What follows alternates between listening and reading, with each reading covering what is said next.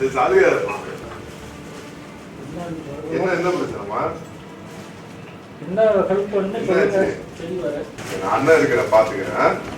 சரியாமா?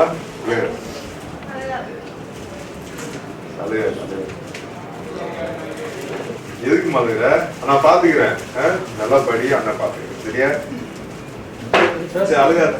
அழுகாதீங்க. எது இருக்குதா? எது இருக்குதா? அம்மா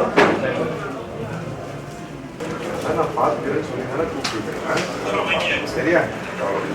என்ன அண்ணன் எம்எல்ஏ இருக்கிறான்னு நினைச்சுக்கோ. சரியா?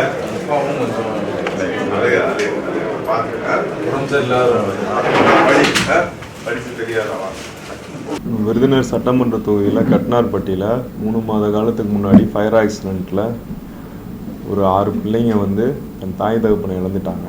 அவங்களுக்கு வந்து முழு கல்வி செலவையும் நம்ம விருதுநகர் கிழக்கு மாவட்டம் மாண்புமிகு தமிழ்நாடு முதலமைச்சர் சி ஜோசப் விஜய் அவர்களையும் ஆணைக்கிறாங்க.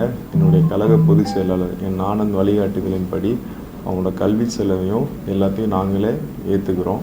அது சம்மந்தமாக தான் இன்றைக்கி சரி உங்கள்கிட்ட எல்லாத்தையும் கூப்பிட்டு சொல்லிடலாம். கட்சி சார்பே தொகுதி எம்எல்ஏன்ற முறையிலையும் அது பண்ணுறோம். இப்போது ஒரு ஸ்டூடெண்ட் வந்து 3ஆவது, ஒருத்தவங்க 5th படிக்கிறாங்க, 2 ஸ்டூடெண்ட் வந்து காலேஜ் படிக்கிறாங்க.